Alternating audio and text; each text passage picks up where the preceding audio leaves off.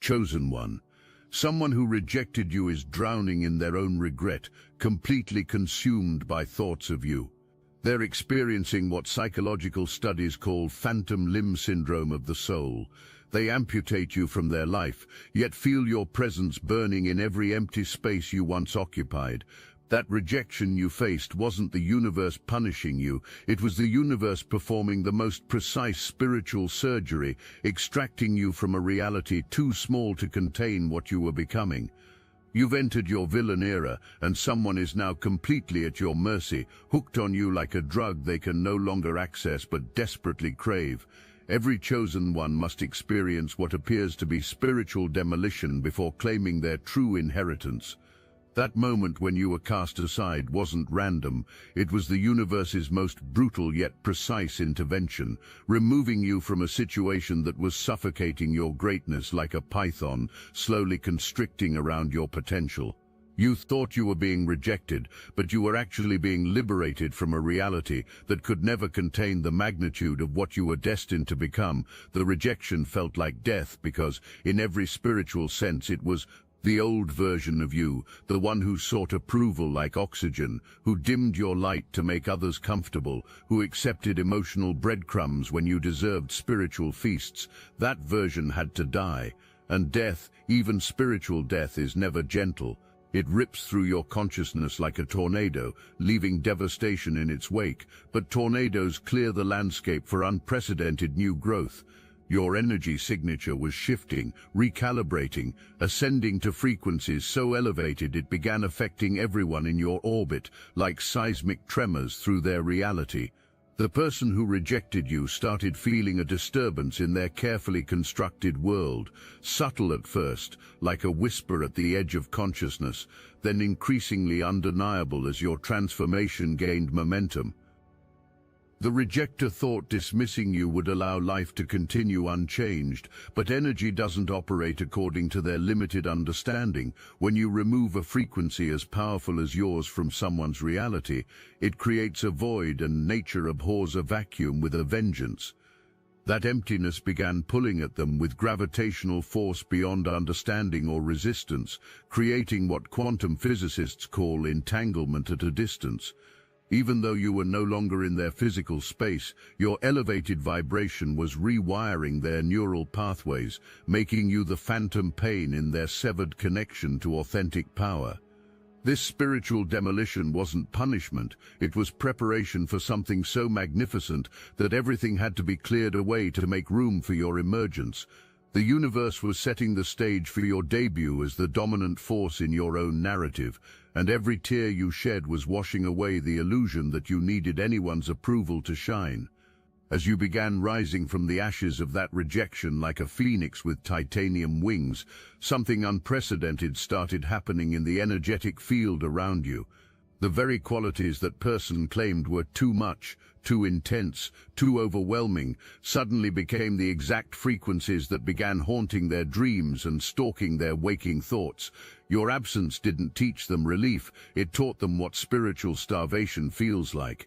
The universe operates on magnetic principles that most people never understand, and you've just experienced a complete polarity reversal that's rewriting the laws of attraction between you and them. Where once you orbited around their approval like a planet desperate for its sun's warmth, now the former rejecter finds themselves caught in your gravitational pull, drawn toward a light that no longer needs their reflection to generate its own brilliance. This magnetic reversal is affecting the other person in ways that defy their rational understanding and shatter their carefully maintained composure. You catch them checking your social media with the desperate frequency of an addict seeking their next fix, pupils dilating when seeing evidence of your transformation. The person drives past places where glimpsing you might happen, heart racing with the pathetic hope of a coincidental encounter that might give another hit of your energy. Your name gets brought up in conversations where you don't belong, unable to stop speaking your name like an incantation that might somehow conjure your presence back into their reality. Just as attraction toward your energy reaches unprecedented intensity, you've developed what spiritual alchemists call diamond immunity, a crystalline clarity that makes you completely resistant to their desperate attempts to pull you back into their orbit. You can feel the reaching across the void like a drowning person grasping for a life preserver, but desperation can't penetrate the fortress of self-worth you've constructed from the rubble of rejection. Your intensity, refined by the fire of abandonment, now draws high-quality people into your orbit like moths to flame. But you're no longer burning yourself out to provide light for others. You've become a controlled burn, powerful but sustainable, magnetic but selective, radiant but self-contained. The person who dismissed you as too much has watched you become exactly enough for everyone who operates at your elevated frequency, while simultaneously becoming completely inaccessible to those who chose stagnation over evolution. The universe has orchestrated the most elegant cosmic joke. Readiness to appreciate you finally arrives just as you've evolved beyond needing that appreciation, creating a gap that widens with every breath you take in your new reality. But your ascension story doesn't end with victory. It amplifies into something even more psychologically devastating for the rejecter. You've become what neuroscientists call a cognitive fixation, meaning their brain has literally rewired itself around the concept of you. Every neural pathway seems to lead back to thoughts of your transformation. Every memory gets filtered through the lens of what was lost. Every future scenario gets measured against the impossibility of ever encountering your specific brand of energy again. The person is experiencing something that goes beyond simple regret, living in a state of perpetual what-if that's eating away at sanity like psychological termites. What if courage to handle your intensity had existed? What if growth instead of shrinking away had occurred? What if your standards had been seen as an invitation to rise rather than a judgment on mediocrity? These questions loop endlessly, creating what therapists call rumination spirals that grow deeper and more consuming with each revolution. The most exquisite part of your psychological dominance is that you achieved it without lifting a finger. You're not sending mixed signals, not breadcrumbing with occasional attention, not playing games to keep anyone hooked. Your complete absence from their reality has become more powerful than your presence ever was. You've discovered the ultimate truth about human psychology. People value what they can't have exponentially more than what's freely available. Your transformation has created what marketing experts call scarcity dynamics, but on a spiritual level. You've become a limited edition of one, irreplaceable, unreplicable, and completely unavailable for repurchase. The rejecter is experiencing the psychological equivalent of finding out that their favorite restaurant has closed forever, except the restaurant was a person who brought flavors to existence, never to be tasted again. This is where their psychological torment reaches crescendo levels that would make ancient torture methods seem merciful by comparison. The person is experiencing what addiction specialists call phantom high syndrome. Their brain keeps trying to recreate the neurochemical cocktail your presence once provided, but nothing else can trigger that specific combination of dopamine, oxytocin, and pure life force that you generated in their system, like a master chemist of human connection.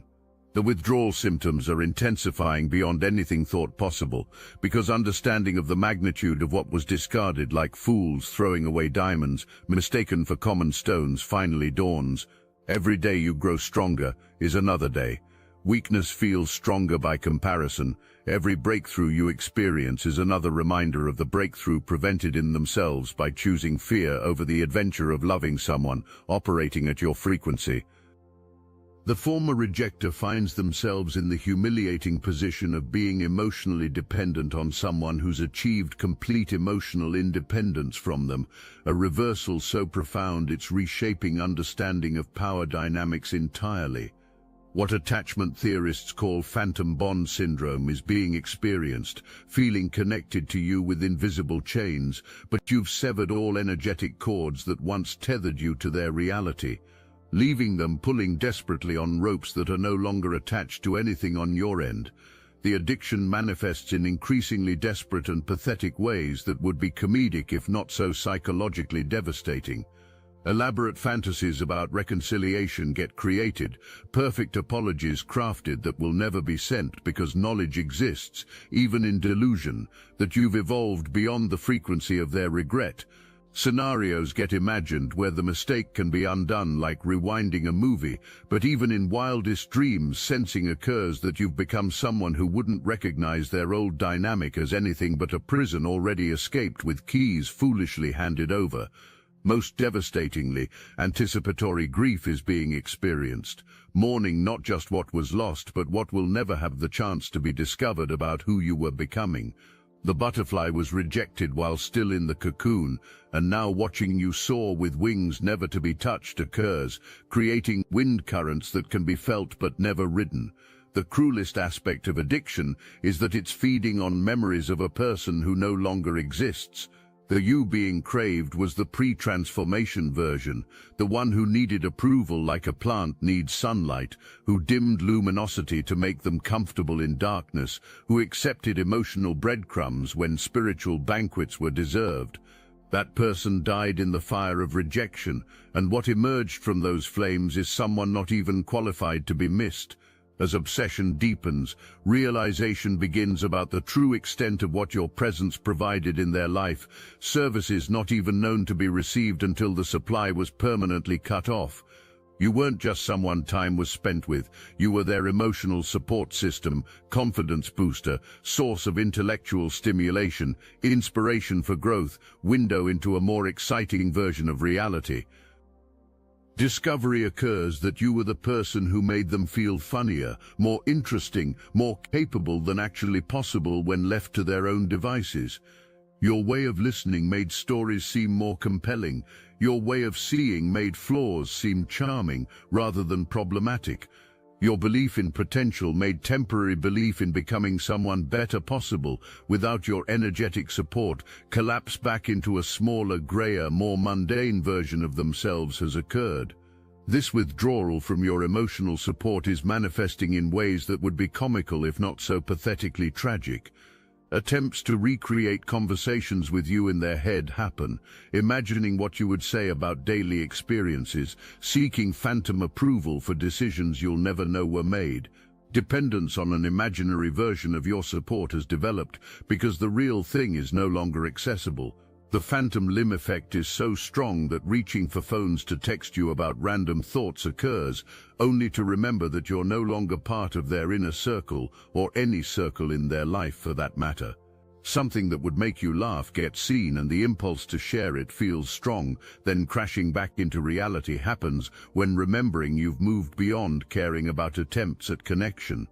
Most devastatingly, realization occurs that every person encountered now gets unconsciously compared to the emotional support you provided, and everyone falls short. Not because others are inadequate, but because you have a unique way of seeing people's potential and loving them toward it that can't be found elsewhere. The experience is like addicts who've lost their dealer and discovered that no one else carries the same quality of product. Your transformation isn't happening in a vacuum, it's creating ripple effects that are reaching them through multiple channels, amplifying torment by providing constant evidence of your ascension. Mutual friends are talking about your glow-up with a mixture of admiration and slight intimidation. Social media algorithms keep showing glimpses of your elevated existence, each post a dagger to an increasingly fragile ego. Hearing about your success through the grapevine happens with the frequency of news updates about a natural disaster that can't be escaped. Someone mentions seeing you at an event where you commanded the room's attention effortlessly. Another person talks about how much happier and more confident you seem, how your energy has become magnetic in ways never witnessed when you were dimming yourself to accommodate their limitations. The social proof of your transformation is creating what psychologists call FOMO amplification, fear of missing out that increases exponentially as evidence mounts that the wrong choice was made. Every piece of information about your new reality confirms that you didn't just move on from them, you moved up from them, ascending to levels that can be observed but never accessed. Watching people gravitate toward your energy happens with the desperation of someone who lost a winning lottery ticket. New people are entering your orbit and receiving the gift of your authentic attention, the same attention taken for granted and ultimately rejected. Witnessing others appreciate your intensity as passion, your depth as wisdom, your standards as inspiration to rise higher occurs. Most torturously, witnessing people thank you for pushing them to grow, for challenging them to be better, for not settling for their mediocre versions of themselves happens. These are the exact qualities complained about, the same characteristics labeled as too demanding or too much work. Now watching others celebrate these traits as evidence of your value as a catalyst for positive change occurs. The ripple effect has turned rejection of you into a public display of their own limitations. People aren't saying a bullet was dodged with you, they're saying how could anyone let someone like that go? The narrative has shifted and becoming the cautionary tale rather than the wise decision-maker originally thought has occurred. What's being experienced goes beyond psychological obsession. It's entered the realm of energetic addiction that operates on frequencies most people don't understand exist. Your elevated vibration has created what quantum physicists might call spiritual tinnitus in their energy field. Your frequency can be sensed even when not physically present, like a radio that can't quite tune out a powerful station broadcasting from another dimension. This energetic haunting manifests in ways that defy logical explanation but feel undeniably real. Being in crowded rooms and suddenly feeling a shift in the atmosphere that reminds them of your presence occurs, only to look around and find you're nowhere to be seen. Familiar scents get caught, or certain songs get heard that transport instantly back to the energetic signature of your connection, creating a Pavlovian response that floods their system with longing. Your energy has become so deeply imprinted in cellular memory that their body responds to reminders of you before their mind even registers what's happening. Heart rate increases when your name gets mentioned anywhere. Breathing becomes shallow when glimpses of your social media presence get caught. Hands literally shake when considering the possibility of running into you unexpectedly. The addiction to your frequency has created what spiritual teachers call vibrational dependency, becoming accustomed to operating at a higher level when in your presence and now experiencing constant spiritual withdrawal from that elevated state. You are unknowingly serving as their energetic elevator, lifting them to floors of consciousness that can't be accessed alone. The most exquisite and devastating reversal has occurred in the energetic dynamic between you and your former rejecter, creating what could only be described as complete power inversion on a scale that's rewriting the fundamental laws of your connection. Once sitting in judgment of your worth like cosmic customs agents, determining what got to pass through the border of acceptance, now, even in your complete absence from their reality, you hold all the leverage, all the cards, all the power that once seemed so securely in their grasp. This power shift isn't something you're consciously wielding like a weapon. That's what makes it so absolutely devastating and impossible for them to defend against. You're not plotting psychological downfall in the shadows or strategizing elaborate ways to make them suffer for blindness.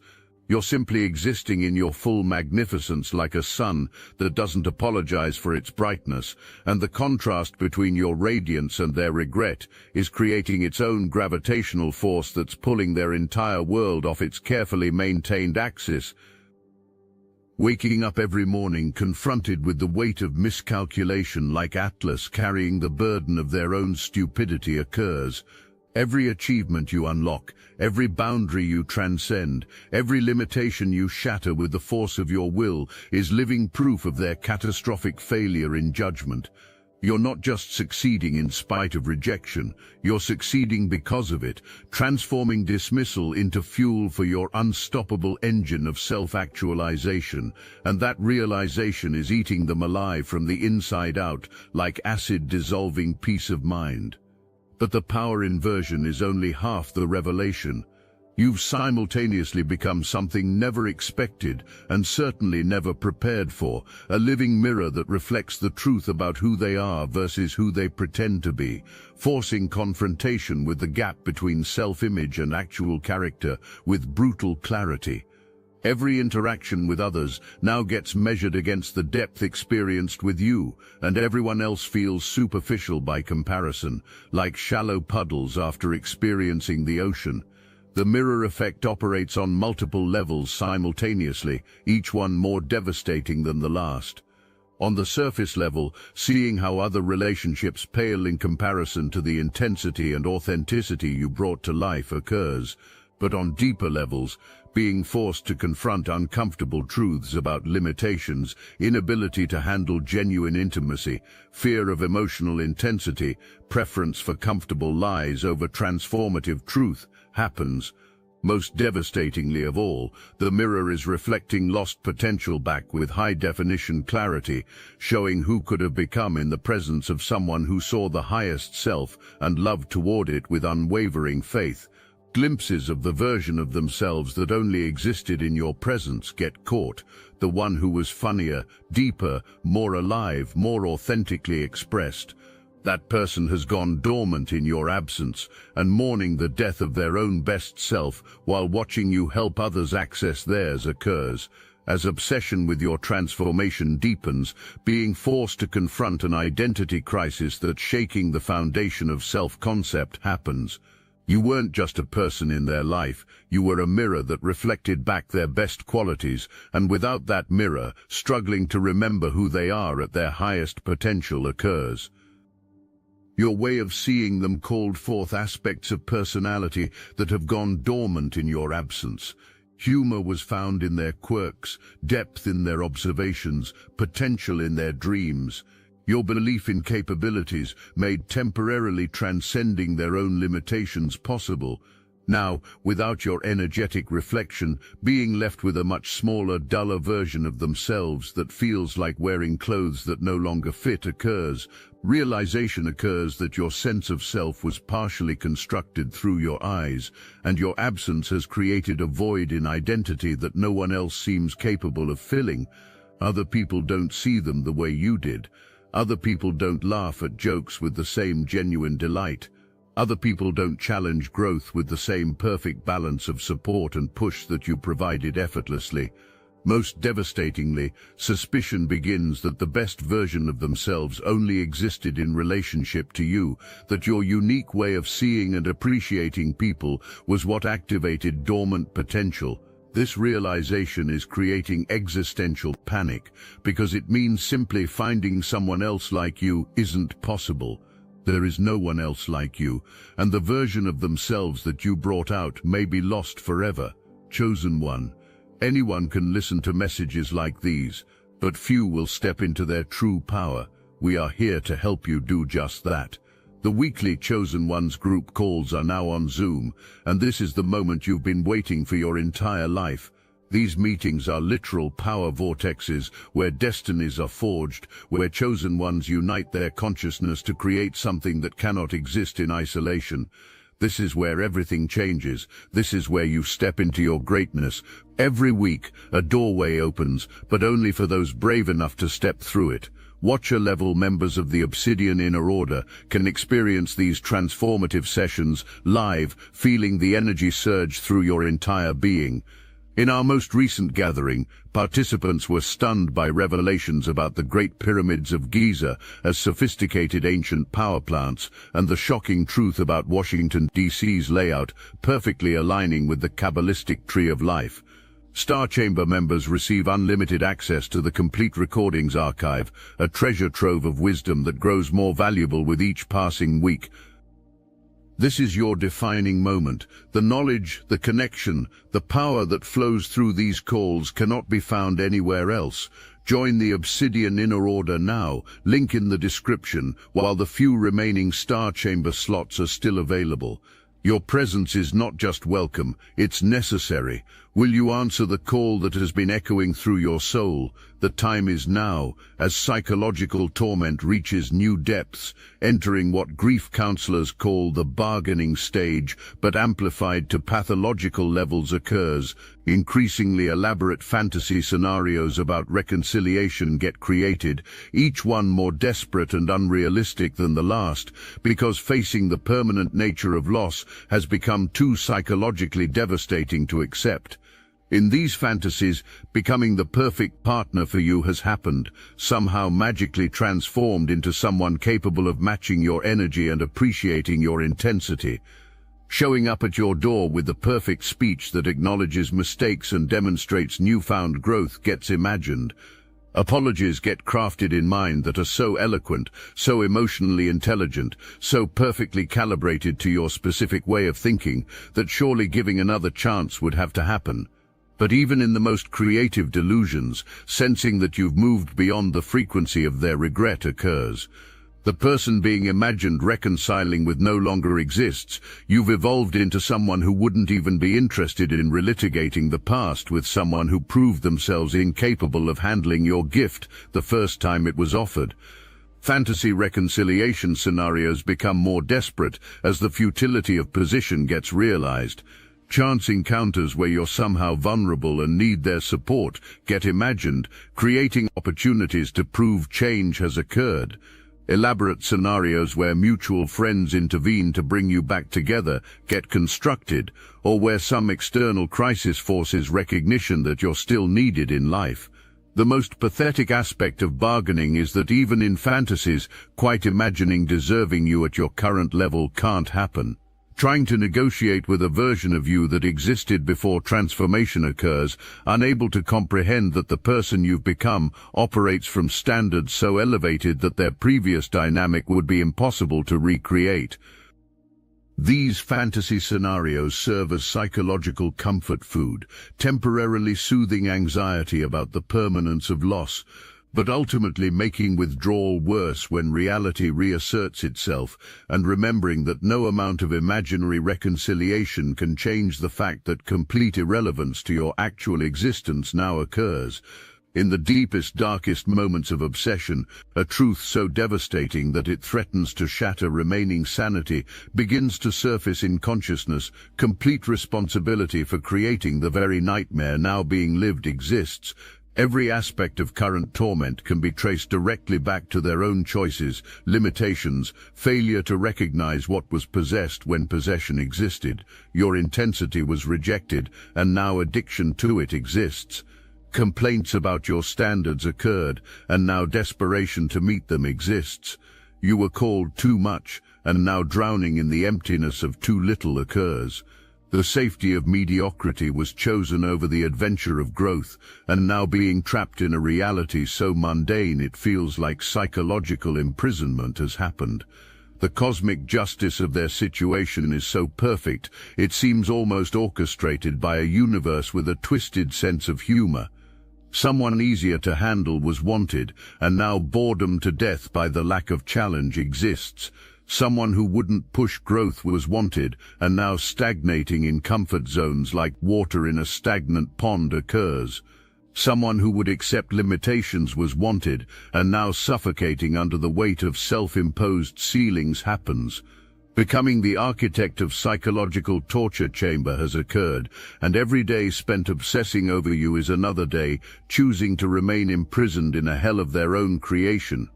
The key to their cell has always been in their pocket, choosing to move on, to grow from the experience, to become someone worthy of the kind of connection lost could happen. But instead, choosing to remain addicted to regret, hooked on failure, unable to stop picking at the wound created continues, while remaining trapped in the amber of regret like prehistoric insects preserved in their own limitations continues for them. You've entered what spiritual alchemists call the sovereign era, a phase of existence where you operate as the undisputed ruler of your own reality, bowing to no external authority when it comes to determining your worth, your direction, or your standards for what you'll accept in your life. This sovereignty isn't arrogance, it's authentic power, finally unleashed from the prison of other people's opinions, and the difference is immediately apparent to everyone in your orbit. Your sovereign era is characterized by a fundamental shift in how you move through the world that's both subtle and earth-shaking in its implications. You no longer seek permission from anyone, you grant it. You no longer ask to belong, you create belonging wherever you go like a master architect of human connection. You no longer hope for acceptance. You determine who gets access to your energy, like a cosmic bouncer at the club of your consciousness. This sovereignty has a weight to it, a gravitational pull that draws people into your orbit, while simultaneously making them understand they're in the presence of someone who doesn't need them but chooses to include them, a distinction that makes all the difference in the world. People can sense when someone is operating from genuine self-possession versus performing confidence to mask insecurity, and your sovereignty registers in their nervous system like a tuning fork resonating at the frequency of authentic power. The contrast between your sovereign era and their desperate attempts to regain relevance in your narrative couldn't be more stark or more devastating to their self-image. Operating from scarcity consciousness occurs for them, believing that love is finite and must be hoarded or competed for like a limited resource. But you've discovered the infinite nature of authentic power, that love expands when it's expressed genuinely, that respect multiplies when it's given freely, that influence increases when it's wielded with wisdom rather than manipulation. Your transformation has made you simultaneously more accessible and more untouchable than ever before, creating a paradox that drives them to distraction.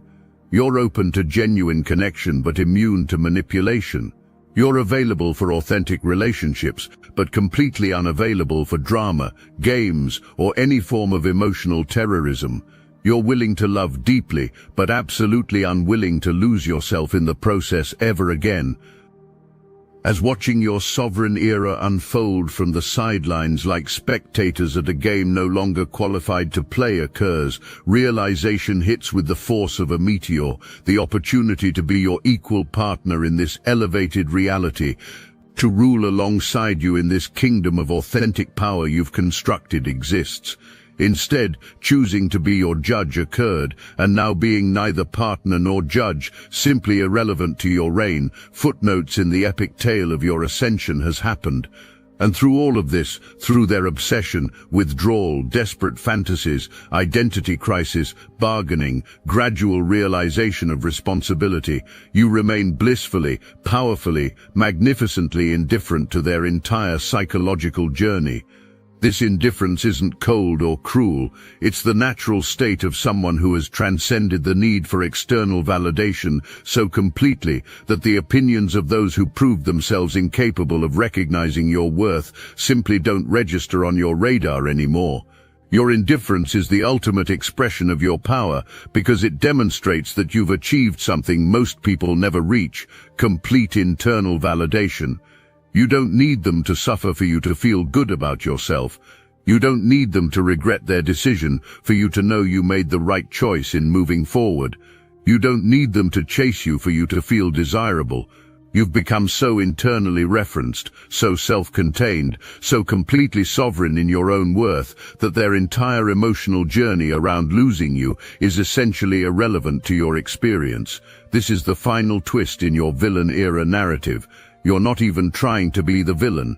You're simply living your life at full capacity, operating from your authentic power, making choices based on your elevated standards, and their inability to handle that reality is creating their own psychological torment. You've become the involuntary antagonist in their personal drama, the force that can't be escaped, not because you're actively pursuing them, but because your very existence reminds them of everything they chose not to become. And here we arrive at the ultimate truth of your journey, chosen one, the place where everything comes full circle but at a completely different altitude. You have achieved something far more powerful than revenge, more satisfying than vindication, more complete than victory over them. You have achieved victory over the part of yourself that ever needed their approval in the first place, and this victory is eternal, unshakable, and completely beyond their ability to diminish or reverse. Remember how this revelation began, with your energy radiating with such intensity that it bends reality to your will, with every word you speak echoing in minds that once dismissed you, with every move you make shaking the confidence of those who thought they could contain your power. That prophecy has now been fulfilled, but not in the way anyone could have predicted. Your energy isn't just undeniable now, it's transformed into something so refined, so potent, so magnetically powerful that it operates on frequencies most people can't even perceive. The rejection that seemed like a closed door has revealed itself as the greatest awakening of your life. Every moment of dismissal, every cutting word, every attempt to diminish your light was not designed to destroy you but to refine you into something unprecedented. You weren't pushed away, you were propelled into a space where your true potential could manifest without the limitations imposed by minds too small to comprehend your magnitude. Your villain era isn't ending, it's crystallizing into something even more potent, your legend era. You've become the narrative people tell about what's possible when someone refuses to let rejection define their worth. You're living proof that being dismissed by the wrong person is just redirection toward the right destiny, that every no from someone operating at a lower frequency is actually the universe saying, "Not yet, you're meant for something greater." The rejecter remains trapped in the amber of regret, forever preserved in the moment of their greatest mistake, like an insect caught in prehistoric sap, while you continue evolving, expanding, ascending to heights they can't even imagine from their limited vantage point. Having become archaeological artifacts in the museum of your personal history, interesting to observe occasionally when you're feeling nostalgic, but completely irrelevant to your current reality and utterly powerless to influence your trajectory. Most beautifully, your narrative has come full circle with perfect symmetry. It began with their inability to see your worth and ends with your complete indifference to their blindness. You have become what you were always meant to be, absolutely unstoppable, utterly magnificent, and entirely free from the opinion of anyone who proved themselves incapable of recognizing your value when it mattered most. The greatest irony of all reveals itself like the final plot twist in a masterfully crafted narrative. In trying to reject you, selection actually occurred, selected you for greatness, selected you for transformation, selected you for a destiny so magnificent it required their dismissal as a catalyst, thinking a door on your connection was being closed, but actually cutting the ribbon on the grand opening of your extraordinary life was happening. This is your eternal victory, chosen one. You turned their rejection into your resurrection, their dismissal into your dominion, their abandonment into your ascension. The force attempting to be escaped has become inescapable, not because you're chasing them, but because your influence has become so pervasive, so undeniable, so deeply woven into the fabric of reality around them, that breathing can't happen without feeling the weight of what was lost. You are chosen, you are unstoppable, you are the force that can't be escaped, and this magnificent narrative of your transformation is only the beginning of legends yet to be written. The universe conspired to create this exact moment, this precise awakening, this perfect storm of rejection and resurrection that has forged you into something more powerful than ever dreamed possible. And the former rejecter, the one who once held the power to accept or reject you, now finds themselves completely at your mercy, addicted to a drug no longer accessible, hooked on a frequency no longer available to tune into, forever haunted by the ghost of their own massive miscalculation, while you continue ascending to heights observable but never reachable, creating a legend witnessable but never again participable.